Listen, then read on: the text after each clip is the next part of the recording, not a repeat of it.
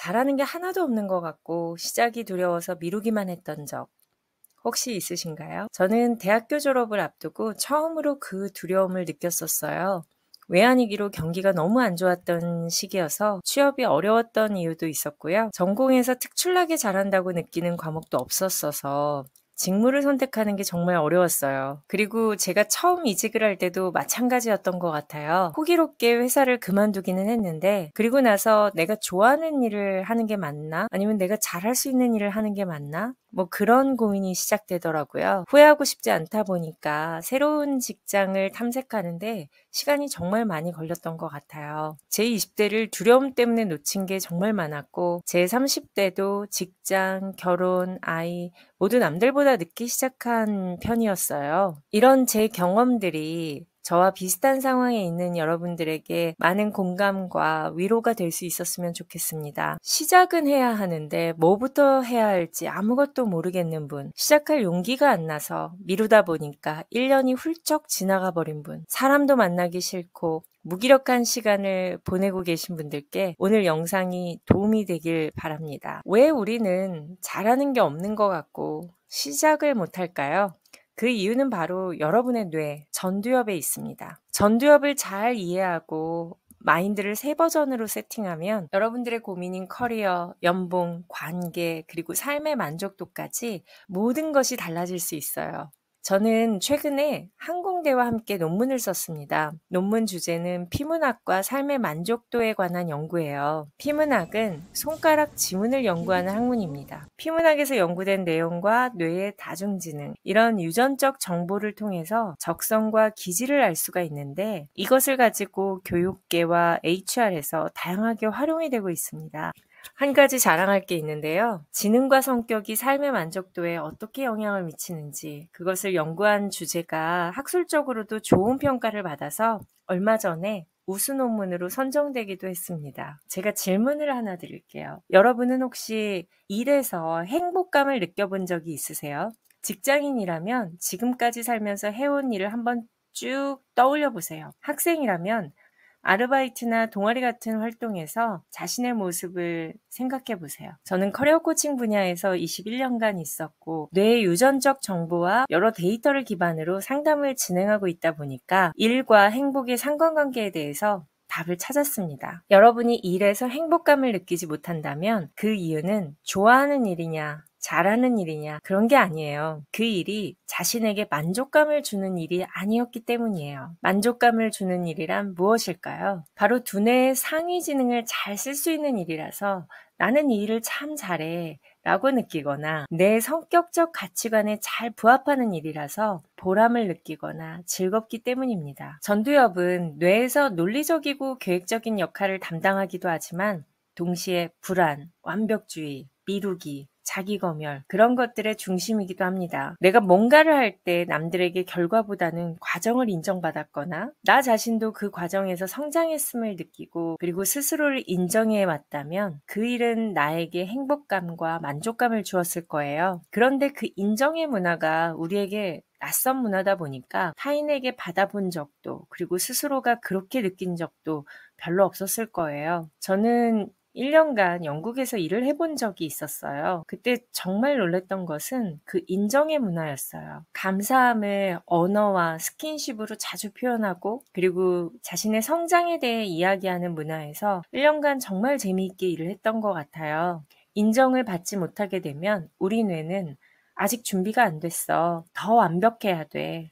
라고 생각하면서 첫 발을 내딛는 걸 미루게 합니다. 시작이 두려운 건 사실 정말 능력이 부족해서가 아니에요. 전두엽이 지나치게 우리를 보호하고 있기 때문입니다. 두려움이 만든 그 알을 깨고 나오는 것은 오직 나 자신만 할 수 있습니다. 외부에서도 도와줄 수 있겠지만 그렇게 되면 더 의존적인 사람이 될 수 있기 때문에 진짜 성장은 자신이 만들어 놓은 그 안전한 세계를 깨고 나오는 것입니다. 저는 헤드헌터라는 직업을 통해서 우리가 익숙하게 알고 있는 대기업이나 글로벌 기업에 다니고 계시는 고성과자들, 핵심 인재를 많이 만나서 인터뷰를 진행했습니다. 한 10,000명 정도 인터뷰를 진행해 보니까 그분들의 특징이 있더라고요. 모두 그 알을 깨고 나온 사람들이라는 겁니다. 하나같이 자신이 아직 해보지 않은, 아직 가지 않은 그 길에 대해서 두려움을 느꼈지만 그 두려움을 이겨내고 도전하는 분들이었어요. 핵심 인재, 고성과자, 그렇게 불리는 분들은 절대 한자리에 머무르는 법이 없었어요. 새로운 회사로 이직을 하거나 창업을 하거나 한 회사에서도 큰 프로젝트에 계속 도전을 하시더라고요. 어쩌면 저도 이직 많이 했는데 저는 핵심 인재 아닌데요? 라고 하는 분들도 계실 거예요. 아마도 제가 이직을 왜 하셨어요? 라고 질문을 드리면 그 답변에서 차이가 있을 것 같아요. 핵심 인재들이 이직을 결심하는 기준은 두 가지입니다. 첫째, 이 기회를 통해서 성장할 수 있는가입니다. 변화하는 트렌드를 배울 수 있는 곳이거나 성장할 수 있는 기회라면 과감히 도전을 합니다. 내가 잘해왔던 일을 새로운 회사에 가서 똑같이 하는 것 말고 내가 해본 적 없지만 배우고 싶었던 일, 해보고 싶었던 일에 도전을 한다는 것은 사실 책임이 따릅니다. 끊임없이 공부를 해야 하고 새로 배워야 하고 무엇보다 실수할 수 있고 실패할 수 있다는 것입니다. 하지만 그 성장 욕구가 하기 싫은 것을 할 수 있도록 용기를 내게 만드는 거죠. 두 번째, 사람들에게 영향을 미칠 수 있는가입니다. 최소 3명에서 5명의 사람들에게 긍정적인 영향을 줄 수 있고 팀원들의 역량을 끌어내고 성장시킬 수 있는 리더십에 도전한다는 것은 절대 쉽지 않아요. 하지만 그것을 진정 원하는 분들은 기꺼이 그 자리에 도전하고 내가 영향을 줄 수 있는 사람의 숫자를 점점 늘려나갑니다. 그리고 이런 분들은 회사나 조직에 있는 사람뿐만이 아니라 본인의 가정을 만들고 자녀를 낳으면서 새로운 리더십에 끊임없이 도전을 하시더라고요. 나도 성장하고 싶고 사람들에게 영향을 미치는 삶을 살고 싶어. 그런데 그 시작이 어려워. 시작만 하면 계속 도전할 수 있을 것 같아. 이렇게 생각하시는 분들 분명히 계실 거예요. 시작조차 어렵다면 어쩌면 아래 3가지 습관을 갖고 계실 수 있어요. 첫 번째 습관은 대가를 지불하기 싫어하는 습관이에요. 우리가 물건을 살 때는 당연히 대가를 지불하잖아요. 하지만 내 성장을 위해서 배워야 할 게 있는데 배우려 하지 않고 결과만 바라는 겁니다. 취업이나 이직을 앞두고 유튜브 몇 개 찾아보고 친구들한테 물어보고 그렇게 해서 원하는 회사에 취업할 수는 없어요. 좋은 연봉, 좋은 조건을 주는 회사로 이직을 하기 바란다면 그에 합당한 준비와 노력이 필요합니다. 여러분은 그 대가를 어떻게 지불하고 계신가요? 두 번째 습관은 남의 기준에 휘둘리는 습관이에요. 내가 정말 원하는 삶이 내 기준이 되어야 하는데 많은 분들이 타인의 삶을 따라가요. 내가 하고 싶은 공부를 전공으로 선택하는 게 아니라 대학 간판이 중요해서 관심도 없는 학과에 들어가는 경우도 많고요. 사람들이 알아봐 줄 수 있는 회사에 다니는 게 중요해서 일은 너무 안 맞는데 나를 억지로 회사에 끼워 맞추면서 살아가는 분들도 많습니다. 삶이라는 인생 게임에서 게임을 뛰는 것은 바로 우리 자신이잖아요. 우리가 즐겨야 하는 게임인데 공부도 일도 타인의 기준에 맞춰서 선택해버리면 그 삶은 너무 슬프지 않을까요? 세 번째 습관은 보여주기만을 위한 소비를 하는 거예요. 여러분의 시간과 돈을 어디에 쓰는지 한번 들여다보세요. 크레딧 카드 할부 같은 부채만 계속 늘어나는 사치품에 쏟아붓고 있는지 아니면 나의 성장을 위한 교육이나 자격증, 운동 같은 것에 쓰고 있는지를요. 성장 마인드로 끊임없이 도전하는 사람들의 습관 첫 번째는 모든 것에 대가를 지불한다는 거예요. 자신이 원하는 학교, 직장, 재정 목표, 관계를 위해서 시간과 돈을 기꺼이 씁니다. 한 방에 얻을 수 없다는 것을 잘 알기 때문에 장기 계획과 단기 계획을 세우고 배우는 것에 돈과 시간을 아끼지 않아요. 배운다는 것은 소비가 아니라 나라는 자산을 키우는 투자이기 때문이에요. 제가 커리어 코칭을 하면서 제일 많이 들은 말은 저는 잘하는 게 없어요. 이 말이에요. 그런데 그렇지 않습니다. 모든 인간은 우리 뇌에 달란트가 있습니다. 우리가 갖고 태어난 기질적 특성에서도 장점을 찾을 수가 있어요. 재능은 특별한 게 아니에요. 내가 그걸 할 때 기분이 너무 좋고 오래 했는데도 힘들지 않은 것입니다. 여러분에게 그게 어떤 영역이었는지 결과와 상관없이 한번 기억을 더듬어 보세요. 다중지능 적성 검사를 해보면 10가지의 다중지능을 발견할 수 있습니다. 자기이해지능, 대인관계지능, 논리수학지능, 공간지능, 신체운동지능, 지체조작지능, 언어지능, 음악지능, 도상지능, 자연관찰 지능, 총 10가지의 지능입니다. 이 중에 나의 상위 지능 4가지가 있어요.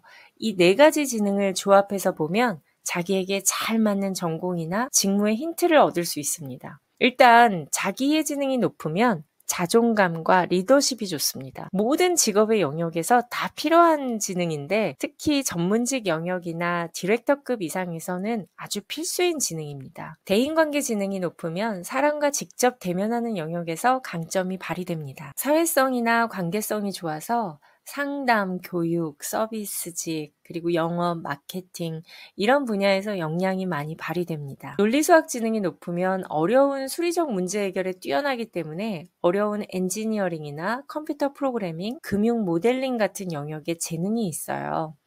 그리고 공간 지능이 높으면 건축이나 인테리어부터 메타버스 공간, 그리고 쿠킹, 요리, 부동산, 다양한 영역에서 재능을 보입니다. 신체 운동 지능이 높으면 체력이 정말 좋아요. 그래서 의사나 간호사 같은 직군부터 운동선수까지 몸을 쓰는 모든 직종에서 중요하게 활용되는 지능입니다. 지체 조작 지능이 높으면 금손을 갖고 태어나신 거예요. 외과 의사, 간호사, 물리치료사, 음악 연주가, 요리사, 디자이너, 헤어 디자이너, 메이크업 아티스트 정말 다양한 곳에서 역량을 발휘하실 수 있습니다. 언어 지능이 높으면 말하는 능력이 뛰어난 사람들이 많이 나옵니다. 아나운서, 강사, 교수, 변호사, 상담사, 그리고 소설가나 시인 같은 분들이 갖고 있는 지능입니다. 음악 지능이 높으면 절대음감이 있는 거예요. 노래를 잘하거나 악기를 잘 다루는 것과는 직접적 상관은 없습니다. 음악 지능과 지체 조작 지능이 함께 높으면 악기를 잘 다루는 경우가 많고 또 음악 지능과 언어 지능이 함께 높으면 작사나 작곡에 재능이 있는 경우가 많습니다. 도상 지능이 높으면 색채 감각이 뛰어나요.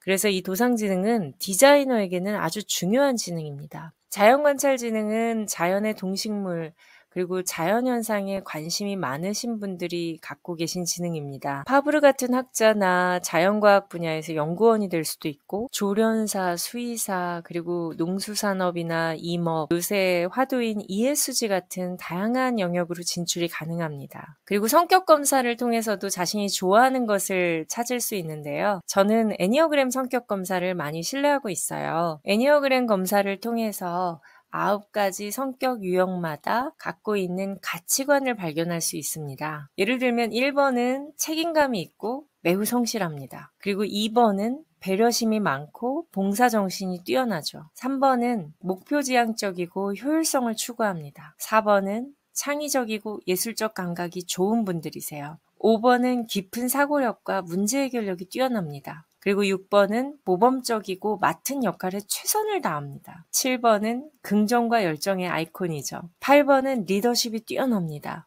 9번은 그룹 내의 다양한 의견을 잘 조율할 수 있고 수용성이 높습니다. 이렇게 각 유형마다 추구하는 가치관이 있고 그 가치관에 잘 맞는 일을 좋아합니다. 우리는 흔히 적성을 찾으면, 나한테 잘 맞는 일을 찾으면, 열정이 생기는 일을 찾으면 그때 시작하겠다. 이렇게 말하는데 사실은 반대입니다. 행동을 해야 전두엽이 활성화됩니다. 뇌가 바뀌어야 삶이 바뀌어요. 감각기관을 통한 인풋과 운동기관을 통한 아웃풋의 연결고리가 바로 뇌입니다. 아웃풋인 운동기관이 사실은 더 중요합니다. 먼저 내가 원하는 것을 위해서 아웃풋을 만들려고 하기 시작하면 뇌에서 인풋을 위해 열정과 의욕, 그리고 에너지를 만들어냅니다. 자기 효능감이 떨어진다. 자기는 쓸모없는 사람 같다. 이렇게 말씀하시는 분들께 저는 봉사를 추천드려요. 왜냐하면 자기 효능감은 타인을 위해 무언가를 할 때 올라가거든요. 타인에게 휘둘리기 싫어지고 새로운 사람을 만나기가 싫어지고 그래서 혼자 있게 되면 편합니다. 안전한 느낌이 들어요. 하지만 자기 효능감은 계속 낮아집니다. 그리고 뇌에서 아웃풋을 위한 인풋을 만들어내지 않게 됩니다. 열정이 생기고 싶다면, 의욕이 생기고 싶다면 나의 아웃풋을 바꿔보는 겁니다. 아무도 나서려고 하지 않는 일이 있다면 제가 할게요 하고 먼저 손을 들어보세요. 그러면 그에 맞는 책임감과 리더십이 생길 겁니다. 그리고 상대가 부정적이고 공격적으로 불쾌하게 말을 해도 친절하게 대응해 보세요. 그러면 그에 맞는 관대함과 수용성이 생겨서 100명, 1000명을 담아도 끄떡없는 커다란 마음그릇을 갖게 되실 거예요. 이러한 태도는 결국 새로운 에너지를 만들어냅니다. 그동안 엄두도 못 냈던 결과물들이 나오기 시작할 거예요. 그리고 내가 속한 곳에서 평판도 함께 좋아지게 됩니다. 결국 사람들과의 관계성, 리더십이 크게 성장하게 될 겁니다. 잘하는 게 없어서 시작이 두렵다고요? 그건 시작하지 않았기 때문입니다. 지금 행동하세요. 전두엽은 당신이 움직일 때 깨어납니다. 그리고 그 순간부터 당신의 커리어, 연봉, 그리고 삶의 만족도는 완전히 달라질 겁니다. 여러분을 응원하겠습니다. 전두엽을 활성화시켜서 나에게 맞는 직업을 찾고 나답게 잘 사는 법을 찾도록 도와주는 검사. 궁금하시죠?